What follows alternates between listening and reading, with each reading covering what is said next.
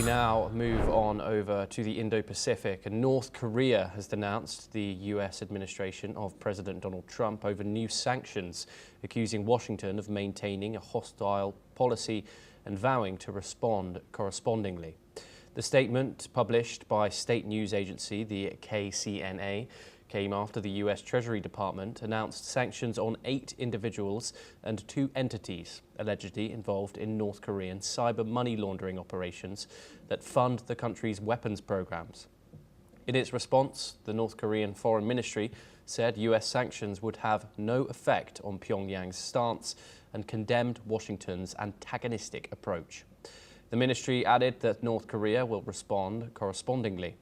The warning comes amid speculation from South Korea's intelligence agency that a US-North Korea summit could take place earlier next year, following Trump's recent calls for renewed dialogue with Kim Jong-un during his Asia tour.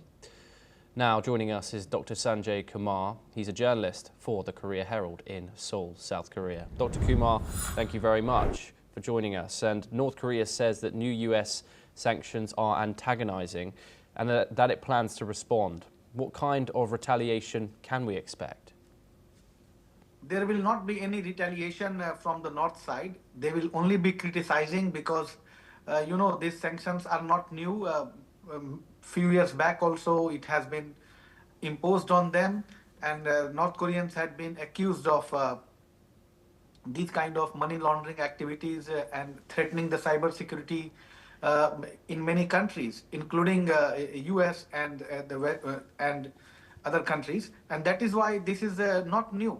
But what is new here this time is that the timing. I mean, this is happening after the APEC summit. There was a lot of euphoria from US, South Korea and some other countries in APEC that there would be a possible Trump-Kim meeting, but we all know that it didn't materialize. So this is new, and it is happening after this, because from President Trump, he was very positive. He was seeking positive intervention from the North Korean side also, but they welcomed with the missile test on 29. But what is to be noted is that when President Trump was leaving also South Korea, he said that he would be seeking more efforts in future. If not this time, someday we will meet North Korea. We will definitely engage North Korea's Kim into dialogue. So that was his positive approach. But many experts here in South Korea, as well as commentators, are seeing it not just a gesture of dialogue, but a kind of signal to North Korea to keep North Korea in check. And if some such checks happen, with evidence, I mean, many seven of the hackers were also alleged, as it is coming out in the news. So when these kind of things happen, when these kind of checkings happen, definitely North Korea is prone to criticize the North and speak the language of aggression that they used to do from decades. Yeah, and of course, and Dr. Kumar, we can expect a possible North Korean-American summit next year with Kim Jong-un and Donald Trump present. What exactly do the Americans want from this meeting? From the US side, of course, denuclearization is on the agenda, but from the North Korean side, they want to step aside these denuclearization aspects. And they want to leverage sanctions and negotiate on the sanctions things. So that is the North Korean perspective. But US would want North Korea to discuss on denuclearization and security threats, as well as regular dialogue, because still technically North and South are on ceasefire, and that ceasefire can be broken anytime. So for regional stability and the stability of US-ROK alliance in dealing with the North Korea, especially when it comes to the exercises, the common military exercises with Japan and Korea, whenever US does, there is always a retaliation kind of language, and there is always an aggression mindset and aggressive execution from the North Korean side. So for the US side, they want to mitigate this kind of uncertainty and insecurity, and they want to keep this Korean Peninsula in a peaceful shape. And in long run, for US, South Korea and Korean Peninsula is really important to respond to the Chinese threat if something like that happens in future. So in a way, it's a kind of long-term strategy to keep China and Russia in check in long run from security perspective. So US would love to engage North Korea to minimize and mitigate such tensions. Yeah, and Dr. Kumar, however, obviously this meeting is set to, if it was to happen, is set to take place March after these joint drills, these annual drills that occur every year between the United States and, of course, South Korea. Along with these new sanctions, is there any chance of that meeting going well, given the hostile words, hostile actions between both of the nations? I don't think so that amid this kind of tensions, North and US would like to talk to each other. But North Korea is willing to somehow engage with the US. There has been many sources clarifying this and establishing this. But after these kind of sanctions from the US, North Korea would get a ground to prove their narrative and rhetoric that, oh, we are not interested in denuclearization, and maybe if we engage more, then sanctions will also affect us. So if they are looking for some concession, and if that concession is seen or visible from the US side, definitely Kim would love to engage and talk to Trump for some concession. So, they are very good in, I mean, North Korean regime is very good at utilizing and leveraging and negotiating the things.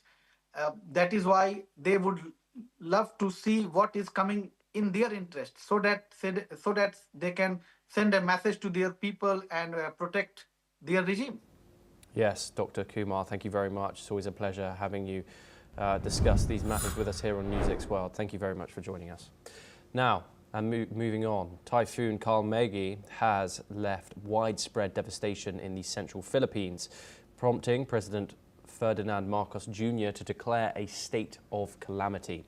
At least 140 people have now died, including 71 in Cebu province, while 127 remain missing. Authorities say that the extensive flooding has destroyed homes with more than 400,000 residents displaced. The typhoon, one of the strongest to hit the country this year, has caused a military helicopter to crash on Mindanao, killing 6 crew members. Officials warn that another storm, Typhoon Uwan, is expected to hit over the weekend, potentially affecting up to 12 regions. Kalmegi has since moved towards central Vietnam, where authorities have already cancelled more than 50 flights amid ongoing floods and heavy rains. Local officials are in Thailand and are preparing for possible flash floods, landslides and river overflows as the storm moves across the region. Now joining us is Desmond Majekdumi. He's a political and environmental activist and he joins us live from Lagos in Nigeria. Thank you very much, Desmond, for joining us here on the programme. Of course, another typhoon strikes the Indo-Pacific, 140 dead in the Philippines, with that same storm now approaching Vietnam. Of course, this is a reoccurring situation in today's in 2025. Could you tell us a little bit more about what the implications of such a typhoon will be on the people of the Philippines? Oh, the implications, yes. Well, it's almost, to use a rather sort of weak analogy, it's almost like somebody being warned that, oh, if you put your hand close to a fire, it's going to get warm. And if you actually put your hand into that flame, you're going to get burnt. And this is what the meteorological scientists have been telling us for decades, that if we continue to do what we're doing, upsetting the very delicate, precise balance of gases in our Earth's atmosphere, we're going to trigger off a reaction from nature. And that reaction shall take place in the form of heavier winds, bigger storms, more violent hurricane and typhoon occurrences, and far heavier wave movements. And this is exactly what is happening. We were warned about this. And to an extent, we heeded the warning to an extent, but not nearly enough. You know, if they tell you, don't put your hand inside the fire, and then you put your hand a few inches away from the fire, you're still going to get burnt. And this is, you know, a wake-up call. And it's most unfortunate, because what a terrible tragedy. I mean, apart from, you know, losing lives, the horror, the terror of hearing the howling winds of these hurricanes and typhoons, and then the water falling and falling and falling, and then people screaming. No, it is horrific. The thing is, the same scientists that predicted this, and we're talking about over 90% of meteorological scientists, the same scientists that predicted this would happen are telling us that far worse is going to come. Not just for that region, but for different regions all over the world, if we don't stop what we're doing to nature, upsetting the delicate balances of nature that makes this Earth the only livable planet that we have come across yet out of millions of planets. So our hearts go out to the people. Expect more, even over the next couple of days. Yeah, and of course, Desmond, and we're seeing climate disasters intensify across Asia, Africa, even Europe. Do you think governments are still responding reactively rather than proactively? Excellent question. Unfortunately, because of the system we have, which is, you know, the democratic system, which, from my very limited perspective, seems to be the most effective system for meeting the needs of the people if the democratic process is done judiciously. But because the system we have relies so much on, you know, making sure that the money is moving well, you know, that your economy is healthy, our politicians tend to favor those decisions which will not impact negatively on the economy. And this is the challenge, because we've left it so late to transit away from the various systems that are causing this, mainly the burning of the fossil fuel, but other things as well. It's going to be a bit of a hit economically to move away from it quickly. So the politicians are sort of halting and stumbling along, and that's why you got this guy in America blowing his trumpet, telling over 90% of the scientists that they're on some kind of con game, you know, because of the profit margin. We're so tied into, you know, at least the leadership are so tied into ensuring that the profit margin is always rising. The tendency for now is to put profit ahead of people's welfare generally and ahead of the planet. And this has to shift. We have to put people first. We have to learn to be far more caring, far more empathetic. And then if it diminishes profit a little bit, then we've got to make the right decisions. Desmond, finally and quickly, COP30 is coming up next week, where all the nations, all nations are invited to meet and reach ambitious climate targets. Do you have any hope for that meeting in Brazil? Yes, I do. Yes, I do. There's some very interesting moves going on. And the young people are rising up because they're realizing, hey, this is our future.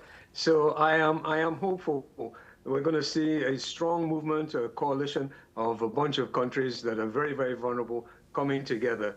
And I do believe that they shall prick the conscience of the leadership there to make the right sort of decisions. And at least we're having this sort of conference, which is really, really encouraging. And I have a lot of faith in a lot of the young leaders and the young representatives and also the media organizations.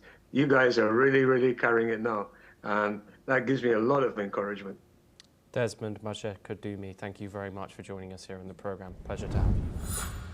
We now move on to further news. And Typhoon Kalmegi has caused severe destruction in the central Philippines, with Lilion near Cebu City among the hardest hit towns. Authorities report 35 bodies recovered in Lilion alone. Many residents were tapped by rapidly rising floodwaters. Let's take a listen in to what they said. Yung kapatid kong may sakit sa pag-iisip. Andun pa sa kabilang kwarto. Pinipilit pa namin buksan kasi hindi nga mo buksan. Ginawa na namin ng paraan, na naman kutsilyo, ng bara, ng kahoy. Di pa rin. Kahit nga mga lakas namin, yung sinusuntok-suntok na namin yung pintuan. Di pa rin mabuksan hanggang sa hindi na namin yung tubig. Lagpas tao. Umiiyak na kami kasi gusto na namin yung maligtas yung ate namin eh. Ginagano na namin, ayaw talagang mabukas hanggang sa ganito na lang yung kaliit yung bintana. Sabi ni Papa na, wala na talaga tayong magagawa dahil baka tayo tatlo ang ilibing dito dahil nakaantay yung nanay at kapatid mo sa taas. Umiiyak na doon, punta na tayo doon, wala na talaga, umiiyak na lang talaga.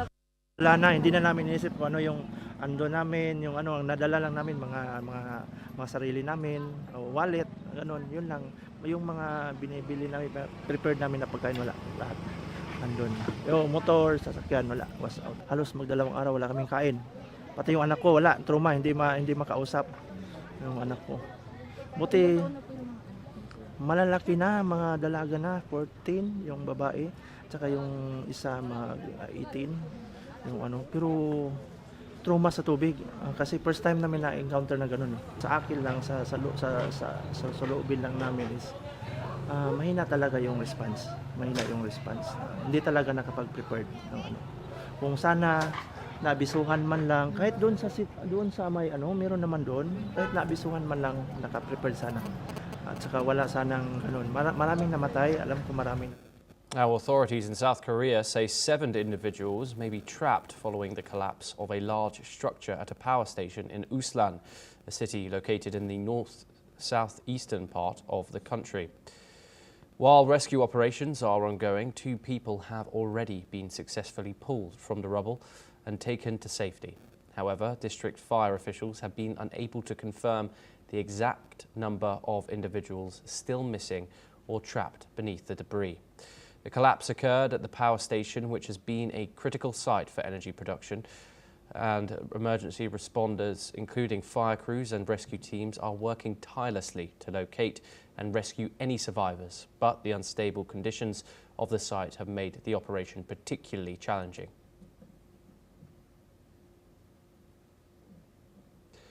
In the latest developments on the Dutch-China Nexperia issue, the company has issued a statement denying reports claiming that its former CEO would be reinstated. Nexperia said the claims are incorrect, but expressed optimism that de-escalation between China and the Dutch government could be achieved soon. Earlier, the Dutch government had effectively seized control of the Chinese-owned chipmaker in September, citing national security and supply chain stability concerns.